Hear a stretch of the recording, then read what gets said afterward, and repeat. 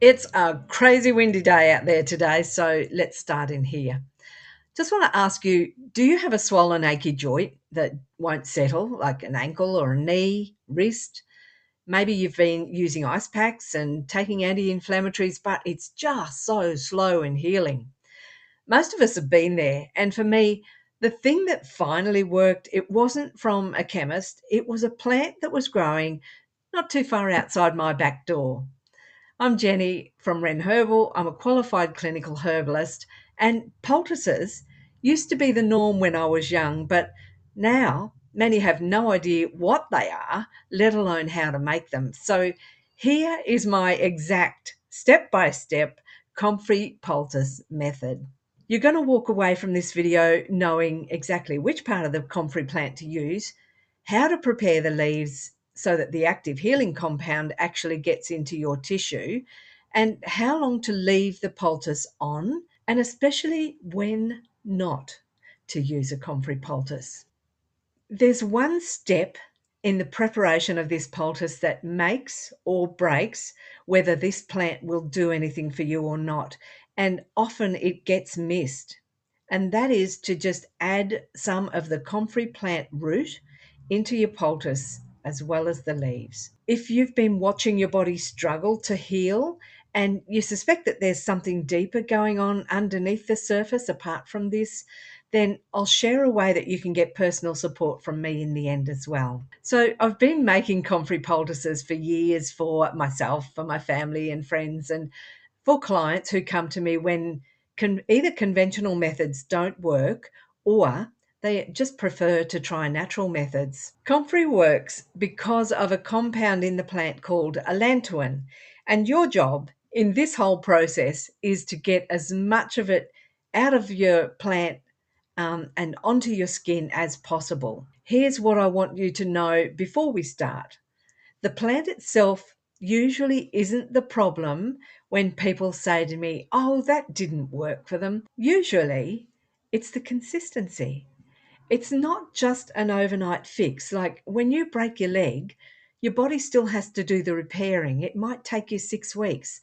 It's the same with comfrey. In my mind, it can take a lot shorter period of time, but it's not an overnight fix. So let's head out into the garden. I seem to be harvesting a lot of comfrey lately. Everyone seems to be spraining ankles or tearing ligaments. Now, I'll just get a nice little piece of root as well. When I dig up some comfrey root, I find you'll always get extra. And because so many people at the moment are looking for root in particular, I always just pop the excess so that I've got lots of plants and whatnot to be able to supply the demand. So I'll show you this root in a second. I'll wash it off, and then there's a good few pieces in there that I'll be able to repop. The beauty with comfrey is that you just need such a small amount of the root, and it's very hard once you've got it in your garden to get rid of it. But anyway, so that's root, and then we'll just harvest a little bit of green leaf as well. And so this is all part of what we'll be putting into the poultice. And then I'll just get a little bit from somewhere else as well, so that I'm not taking all of the leaf off those plants. All right, so now we have all that we need, and now I'll go and show you what you can do with it. Right, this is where the fun begins. I just want to say, so even though comfrey is called knit bone, and once upon a time the soldiers and everyone would have used this to repair their bones. These days, when you break your bones or whatever, you go to the hospital and you get a cast put on there. Usually that cast makes that bone immobile. There's no way that you're going to be able to put a comfrey poultice on there to repair your bones. I broke a couple of bones not long ago, and once I was in a cast, you couldn't do a thing. So it was only afterwards, once you came out, if you still have any dramas, then you can look at using this for that specific purpose. Otherwise, It's amazing if you've torn a ligament, if you've strained something, hurt a little finger or a little toe, those sorts of instances where they can't do too much more about it. This is where Comfrey can be really beneficial in supporting your body to do what it does naturally. So we've got the leaf and the root. Other things that you can find really handy are a blender. If you want, you can use a mortar and pestle. Just get the mortar and pound away. Another thing is a little bit of cloth, cotton, to put your poultice inside of. Now, cotton's really good. This is an old pillowcase that I had, so I've just cut a little piece out of that. So if you have an old sheet, don't toss it. Just keep a little bit handy so that instances like this, you're able to find something quite easily. Another thing you'll need is a bandage. Now, once you've made Comfrey poultices, your bandages will be stained. Don't throw them out. Keep them, wash them, put them away so that next time you know that that bandage is for Comfrey only, and you can just reuse the bandage itself. So the root gets cut up into fairly small bits. It's not hard, so it will blend quite easily. That's the root, and what you can do is just put that. I'm not making a huge amount, obviously, in this poultice. So then you get your leaves and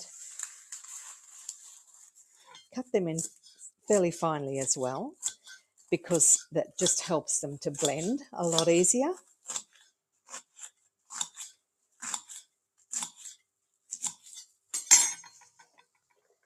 In there.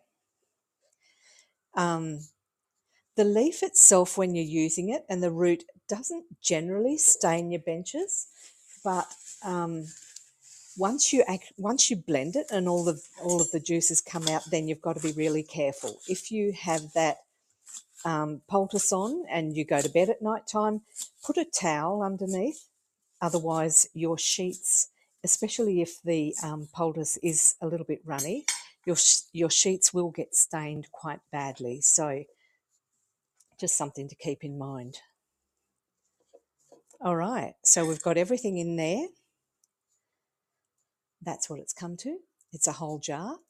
Now, you'll notice that it's quite dry. So what I always do is just add a little bit of moisture. I don't normally use town water, but I do use water that's been filtered, about that much. I try not to put too much in because otherwise it gets really runny when you're finished, and then you have to use something to thicken it. Otherwise it'll run everywhere. So let's blend.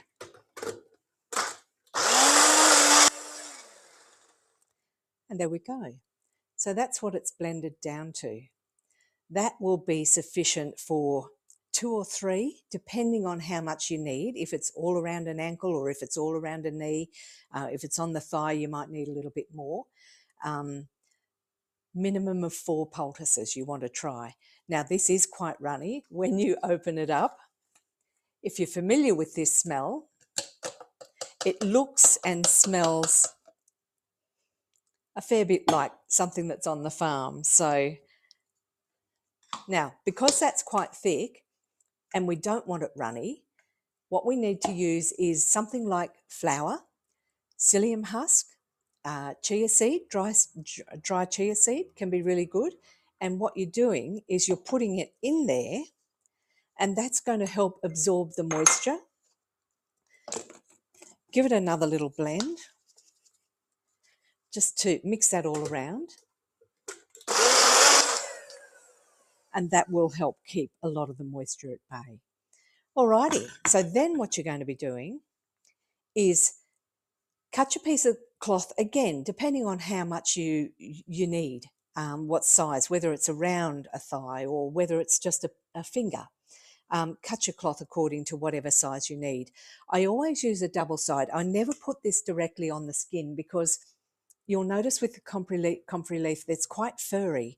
And I have had instances where that furry, the prickly, will react to people's skin and they end up with a rash. And of course, that's the last thing you want. So just something to keep in mind as well. All right, So once it's thickened again, it comes down to quite a pasty sort of jelly sort of texture.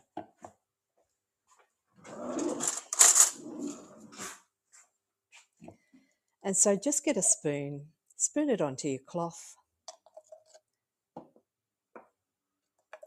Again, I'm not using this myself, so just as a sample, if I was putting this onto the side of my ankle, then that's about all you'll need. Cover it over the top. Now, the next thing that I always do is warm it. And to do that, I'll sit it on a very, very low heat hot plate. I don't microwave it. You can put it in the oven on a tray, but you just want to get it so that it's warmer than body temperature, not that warm that it's going to scald your skin. So just don't leave it if you're putting this in anywhere that you want to warm it. Just stand by and watch it and just wait for it to warm. And then just place that on your skin. For example, let's say I'm putting that on my wrist. I'm wrapping that round. I've got my bandage, and obviously most times you'd have someone else helping you out with this one, but you just want to, and this is not a good idea trying to do it on yourself, but this gives you the general idea. Tie it firmly. It's not exactly in place, and I do have a little bit of runoff there. But that's what it's going to look like, okay? And you can see why I say your bandage will get stained, because it's just the nature of the plant. Yeah, tie it off, put it in something, or wrap a towel around it if you're going to bed. You, like I say, you don't want to stain your sheets. And then leave that on all night. The next morning, take it off, go and have a shower, do whatever. And then, if possible, put on another poultice in the morning, so that the continuation of the treatment is going to be a lot more beneficial than having to wait a whole day and then put it on again at that night. So you would tie that off, and there's your poultice, okay? So that's how it's done. A couple of other little things. So now that you've got your poultice made, you can, any excess that you have, you can put into a glass jar, put it in the fridge to store it for 3 to 4 days. There's no preservative in it, so you any longer than that, then you could have bacteria start to grow. So 3 to 4 days maximum in the fridge before you put it out in your compost or somewhere else where you'd like to dispose of it. Another really important thing to remember is that Comfrey encourages not only bone growth, but ligament growth and also skin growth. If you have had an accident, you may have broken a bone or torn a ligament or whatever it is. If there is an open wound underneath where you're going to be putting your Comfrey Poultice, that encourages the skin to heal as well. Now, the problem is, if there is bacteria in your wound, having that skin grow over before the bacteria is removed can cause more harm than good. So just be super, super careful if you're going to put a Comfrey Poultice over an open wound. It's not recommended. I hope you found this beneficial, and I hope this has given you the confidence to create your own poultices next time you or someone close to you needs support in their healing journey. So if you have made poultices, if you have experiences with poultices, I'd love to hear from you. I'd love you to put a comment in the comment section below, and I can learn from you as well. So I hope you've enjoyed this, and I look forward to offering more sessions in the future. Take care.